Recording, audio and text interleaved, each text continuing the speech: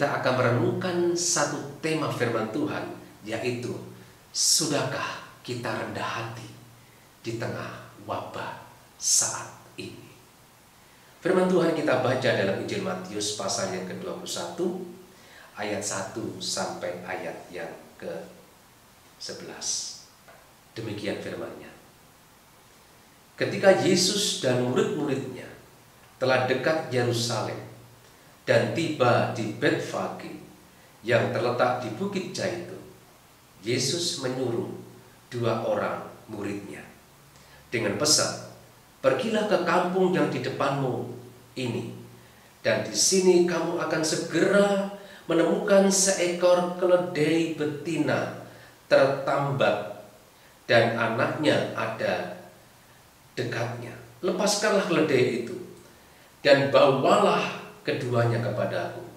Dan jikalau ada orang menegur kamu, katakanlah, Tuhan memerlukannya. Ia akan segera mengembalikannya." Hal itu terjadi supaya genaplah firman yang disampaikan oleh Nabi. "Katakanlah kepada putri Sion, lihat, rajamu datang kepadamu. Ia lemah lembut dan mengendarai seekor keledai beban yang muda." Maka pergilah murid-murid itu dan berbuat seperti yang ditugaskan Yesus kepada mereka. Mereka membawa keledai betina itu dan bersama anaknya, lalu mengelasinya dengan pakaian mereka, dan Yesus pun naik ke atasnya. Orang banyak yang sangat besar jumlahnya menghamparkan pakaiannya di jalan. Ada pula yang memotong ranting-ranting dari pohon-pohon dan menyebarkannya di jalan. Dan orang banyak yang berjalan di depan Yesus dan yang mengikutinya dari belakang berseru katanya, "Hosana bagi anak Daud, diberkatilah dia yang datang dalam nama Tuhan, Hosana di tempat yang maha tinggi." Dan ketika ia masuk ke Yerusalem, gemparlah seluruh kota itu, dan orang berkata, "Siapakah orang ini?" Dan orang banyak itu menyebut, "Inilah Nabi Yesus dari Nazaret di Galilea." Demikianlah firman Tuhan yang berbahagia saudara yang tidak hanya mendengarkan, tetapi yang juga melakukannya dalam kehidupan saudara sehari-hari. Haleluya. Saudaraku yang dikasihi oleh Tuhan Yesus Kristus, ada sebuah kisah. Di sebuah gereja diadakanlah perlombaan siapa orang yang paling rendah hati di gereja itu. Perlombaan itu diadakan dengan tujuan untuk mengetahui siapakah orang yang paling rendah hati di gereja itu. Saudara sekalian, setelah melalui persaingan begitu sangat ketat saudara, yang menunjukkan bahwa ternyata untuk mencari orang yang rendah hati itu ternyata bukan hal yang mudah. Namun demikian, setelah melalui seleksi yang begitu ketat, akhirnya seorang bapak yang bernama Pak Humble, dia menjadi juara pertama, orang yang paling rendah hati di gereja itu. Lalu Pak Humble ini yang menjadi juara, orang yang paling rendah hati, dipanggil untuk maju ke depan di gereja itu, saudara, untuk mendapatkan piala, dan sekaligus dia mendapatkan plakat dengan tulisan, "Inilah orang yang paling rendah hati itu." Saudara sekalian, sejak Bapak Humble ini menjadi juara orang yang paling rendah hati, ketika dia beribadah di gereja itu, dia selalu tidak lupa memakai plakat dengan tulisan, "Inilah orang yang paling rendah hati." Dia masuk gereja dengan menunjukkan plakatnya itu, yang ada tulisannya, "Inilah orang yang paling rendah hati itu," dengan bangganya sambil dia berjalan mendongak ke atas. Saudara sekalian, ternyata Bapak Humble, sang juara orang yang paling rendah hati itu, justru ketika dia mendapatkan juara itu, justru hidupnya tidak humble lagi, tidak rendah hati lagi, tapi justru itu menjadi awal dia menjadi orang yang sombong. Saudara, akhirnya panitia memutuskan mencabut gelar orang yang paling rendah hati atas diri Bapak Ambel itu, karena dia sudah tidak menjadi orang yang rendah hati lagi.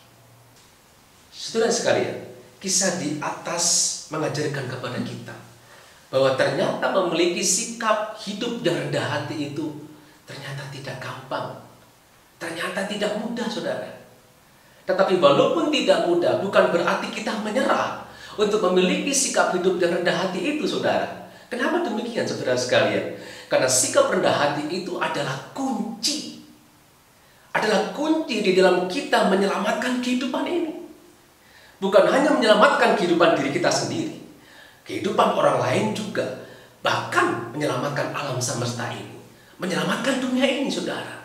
Jadi sikap rendah hati begitu sangat pentingnya kita miliki di dalam kita menyelamatkan kehidupan ini.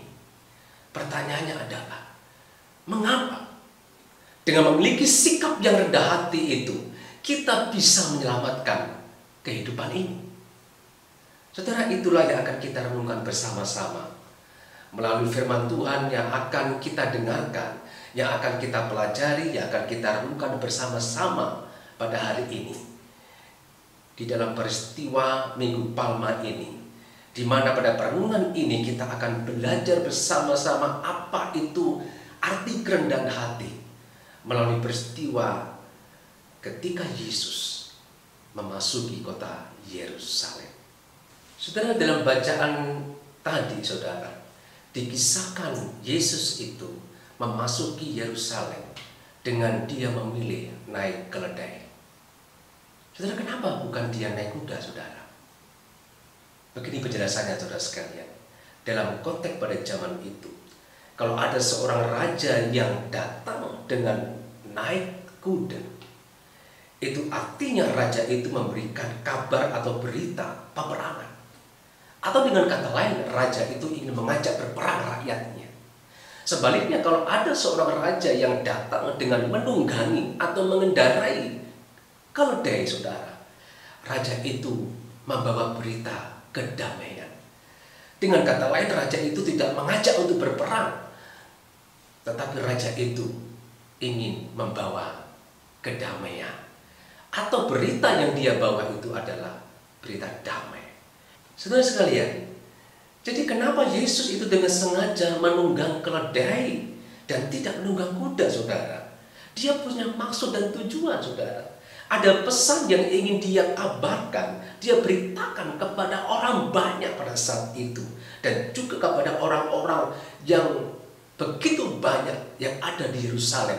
Karena pada masa itu adalah masa menjelang Paskah, saudara. Tentunya begitu banyak orang yang di Yerusalem.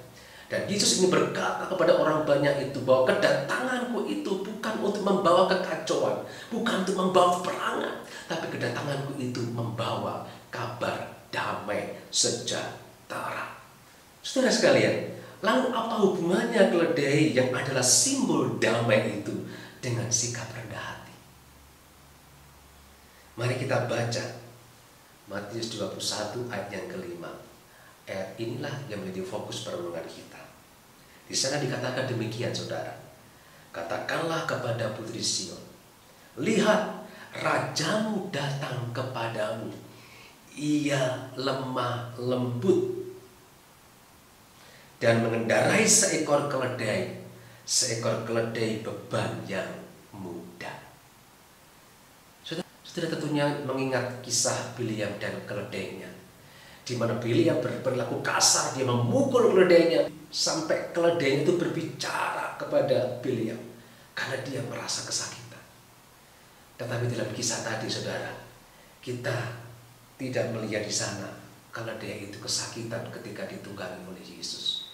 Dia nyaman-nyaman saja, dia damai ketika Yesus menunggangi keledai itu. Saudara sekalian, mengapa Yesus disebut sebagai Ia yang lemah lembut? Saudara, kata lemah lembut ini sebenarnya itu dalam bahasa aslinya, saudara, itu sama dengan rendah hati, humble, saudara, dalam bahasa Inggrisnya itu. Jadi pada waktu Yesus dikatakan Ia yang lemah lembut itu sama dengan dia dikatakan Ia yang rendah hati itu yang menunggangi keledai itu. Saudara, karena yang menungganginya adalah Yesus yang rendah hati, maka keledai itu tidak kesakitan. Dia damai, sejahtera. Dia nyaman, saudara. Dia tidak meronta ketika ditunggangi oleh Yesus yang rendah hati itu. Saudara sekalian, dari sini kita bisa belajar satu hal. Yang pertama, saudara, orang yang rendah hati adalah orang yang tidak mau menyakiti alam ini. Apa artinya itu, saudara? Saudara, keledai adalah bagian dari alam ini, saudara. Ketika Yesus menunggangi keledai itu, dia tidak mau menyakiti keledai itu. Dia tidak mau seperti Bileam yang memukul keledai itu. Tetapi dia menunggangi keledai itu dengan lemah lembut. Dia memperlakukan keledai itu dengan profesional. Dia tidak mau memberikan beban yang melebihi beban yang bisa ditanggung oleh keledai itu. Saudara sekalian, jadi orang yang rendah hati adalah orang yang bisa berdamai dengan alam ini. Orang yang rendah hati adalah orang yang tidak mau menyakiti alam ini, saudara. Saudara, bukankah adanya bencana alam yang terjadi dalam kehidupan kita? Bencana banjir, bencana tanah longsor, saudara, dan bencana-bencana yang lain. Bukankah itu disebabkan salah satunya adalah sikap hidup kita sebagai manusia yang tidak memiliki kerendahan hati. Kita dengan kesombongan, dengan arogansi, kita mengeksplorasi alam ini. Kita mengambil alam ini dan merusak alam ini dengan seenaknya untuk kepentingan diri kita. Karena kita tidak rendah hati kepada alam ini, saudara, akhirnya alam ini menyakiti kita semuanya. Saudara, saya berpikir, saudara, mungkin salah satu penyebab terjadinya wabah corona ini adalah oleh karena sikap hidup manusia pada zaman sekarang yang sudah tidak rendah hati terhadap alam ini. Di mana manusia pada zaman sekarang ini telah bertindak semena-mena terhadap alam ini dan menyakiti alam ini. Sehingga pada akhirnya, saudara, alam ini menyakiti saudara dan saya dan kehidupan manusia pada zaman ini. Karena itu, saudara sekalian, marilah kita belajar dari Yesus. Kita bersikap rendah hati terhadap alam ini, sebagaimana Yesus rendah hati kepada keledai yang dia tungganginya itu, agar alam ini tidak tersakiti oleh sikap kita yang tidak rendah hati, sehingga kita pun tidak disakiti oleh alam ini. Yang kedua, saudara, kita belajar bahwa orang yang rendah hati adalah orang yang tidak mau menyakiti manusia itu sendiri.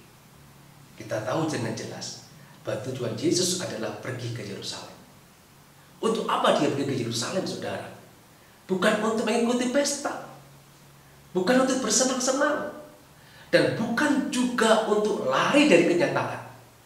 Tapi justru sebaliknya, ketika Yesus berjalan dengan keledai itu menuju ke Yerusalem, justru dia untuk menghadapi kenyataan bahwa di Yerusalem dia akan ditangkap, dia akan diadili, dia akan disiksa, dia akan dicemooh, dia diludahi, dan pada akhirnya dia akan disalibkan. Sebuah kenyataan yang menyakitkan, sebuah masalah yang besar, sebuah beban hidup yang begitu besar, melebihi masalah virus corona saat ini. Karena di Yerusalem itulah Yesus akan menghadapi virus yang lebih berbahaya, yaitu virus dosa. Yesus tahu, saudara, Yerusalem bukan tempat yang nyaman, tetapi dia tidak lari dari kenyataan itu. Karena dia tahu kalau dia lari dari Yerusalem untuk disalib, maka tidak ada lagi penebusan dosa. Maka virus dosa itu akan terus menggerogoti kehidupan manusia, menyakiti manusia, dan membinasakan manusia. Jadi saudara, Yesus pergi ke Yerusalem bukan untuk menyakiti manusia, tapi sebaliknya dia ingin membebaskan manusia dari kesakitan karena dosa-dosanya. Dia ingin membebaskan manusia dari kesakitan karena virus dosa manusia itu. Dan untuk itu, dia rela untuk disalibkan. Saudaraku, tindakan Yesus pergi ke Yerusalem itu adalah ekspresi atau ungkapan hidupnya yang memiliki karakter rendah hati. Jadi orang yang rendah hati adalah orang yang kerinduan yang ada dalam hidupnya adalah dia tidak mau menyakiti sesamanya manusia. Orang yang rendah hati kemanapun dia pergi, dimanapun dia berada, di tempat manapun dia itu ada, dia selalu punya kerinduan yang sama. Dia tidak ingin kehadirannya itu menyakiti orang di mana dia itu berada. Tetapi yang dia inginkan itu adalah dia ingin ketika dia berada dalam suatu tempat, kehadirannya itu bisa membebaskan orang-orang yang tersakiti itu, saudara. Sebagaimana Tuhan Yesus, saudara, dia menuju ke Yerusalem bukan untuk menyakiti orang-orang di Yerusalem, bukan untuk menyakiti manusia, tetapi sebaliknya dia ingin membebaskan manusia dari kesakitan karena virus dosa. Saudara yang dikasihi Tuhan Yesus, dalam konteks situasi wabah corona ini, marilah kita belajar dari Tuhan Yesus yang rendah hati, di mana seperti Yesus kita punya kerinduan yang sama, di mana keberadaan kita kemanapun kita pergi, jangan sampai kepergian kita itu menjadikan orang lain itu menjadi sakit. Saudara, dan tempat yang baik saat ini, saudara, di mana keberadaan kita itu tidak menyakiti orang lain adalah kita berada di rumah saja. Walaupun mungkin bagi kita tinggal di rumah saja itu seperti tinggal di Yerusalem, tempat yang tidak menyenangkan. Sepertinya kita disalib dari keinginan-keinginan kita selama ini, kebebasan kita selama ini. Mungkin di rumah saja itu berarti kita merasa tersiksa, saudara. Kita jenuh, kita bosan, kita menderita, saudara. Mungkin berada di rumah kita saat ini seperti Yesus berada di Yerusalem, rumah yang tidak menyenangkan. Kita bosan, stres. Tetapi saudara, kalau demi keselamatan orang lain, demi kita tidak menyakiti orang lain, marilah kita seperti Yesus. Kita rela tinggal di rumah saja. Mungkin kalau kita terpaksa keluar untuk membeli kebutuhan pokok, kita keluar dengan kita tidak menyakiti orang lain. Kita memakai alat-alat kesehatan, pakai masker, hand sanitizer, dan lain sebagainya, supaya keberadaan kita itu tidak menyakiti orang lain, supaya penyebaran virus corona ini tidak semakin merajalela. Setelah itulah penerapan sikap rendah hati dalam situasi saat ini, di mana kalau saudara punya sikap rendah hati seperti Yesus, saudara punya kerinduan bagaimana kehadiran hidup saudara itu dimanapun saudara berada saat ini. Saudara punya kerinduan supaya hidup saudara itu tidak menyakiti orang lain. Saudara yang dikasihi oleh Yesus Kristus, kalau saat ini ada di antara saudara yang merasa sulit untuk menjadi orang yang rendah hati, mungkin kau sudah berusaha berkali-kali untuk menjadi orang yang rendah hati. Saudara ingin mendapatkan kedamaian, sejahtera dalam kehidupan saudara, tapi ternyata saudara tetap gagal menjadi orang yang rendah hati. Saudara frustasi, saudara letih, lesu, dan berbeban berat karena kegagalan saudara untuk menjadi orang yang rendah hati. Saudara jangan putus asa. Ada berita sukacita untuk saudara, karena Yesus tahu kondisi saudara. Karena itulah dia berkata kepada saudara di dalam Injil Matius 11 ayat 28 sampai 29. Marilah kepadaku semua yang letih lesu dan berbeban berat, aku akan berikan kelegaan kepadamu. Pikulah kuk yang kupasang. Pikulah bebanmu itu bersama dengan Yesus, jangan seorang diri. Dan belajarlah padaku, belajarlah pada Yesus, karena aku lemah lembut dan rendah hati, dan jiwamu akan mendapat ketenangan. Saudara, hanya Yesus yang bisa mengajarkan engkau rendah hati. Karena itu datanglah kepadanya, supaya di tengah-tengah situasi wabah corona ini, engkau tetap mengalami ketenangan. Engkau tetap mengalami damai sejahtera. Karena di tengah wabah ini, engkau tetap memiliki hati yang rendah